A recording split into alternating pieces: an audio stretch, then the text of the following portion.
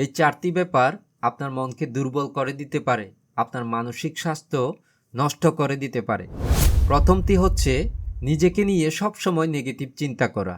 আমরা মনে মনে যে নেগেটিভ কথাগুলো আমাদের মনকে বলি, সেগুলো আমাদের মনের মধ্যে ঝড় তুলে দিতে পারে, নিজের কর্মক্ষমতা নিয়ে সন্দেহ সৃষ্টি করে এবং মনের মধ্যে উদ্বেগ উৎকণ্ঠার জন্ম দেয়। দ্বিতীয়টি হচ্ছে অন্যদের সাথে নিজেকে তুলনা করা।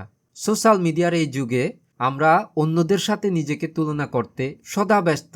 এই পৃথিবীতে প্রতিটি মানুষের নিজস্বতা রয়েছে, তাই নিজের অগ্রগতির দিকে মনোযোগ দিন এবং এগিয়ে যান।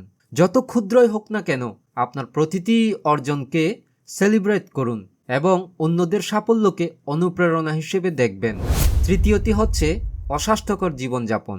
আমাদের শরীর ও মন পারস্পরিকভাবে সংযুক্ত ও প্রভাবিত, তাই বাহ্যিকভাবে অস্বাস্থ্যকর পরিবেশ ও জীবনযাপন মনকেও অস্বাস্থ্যকর করে, দুর্বল করে। তাই নিজের প্রতি যত্ন নিন। আর চতুর্থটি হচ্ছে অতীতের তিক্ত স্মৃতিকে মনে করে মনের মধ্যে হিংসা রাগ না বাড়িয়ে ক্ষমা করে দিন, ভুলে যান এবং এগিয়ে যান। সেই দুর্বিষহ অতীতকে মুক্তি দিন, তার পরিবর্তে সেখানে ইতিবাচকতাকে স্থান দিন।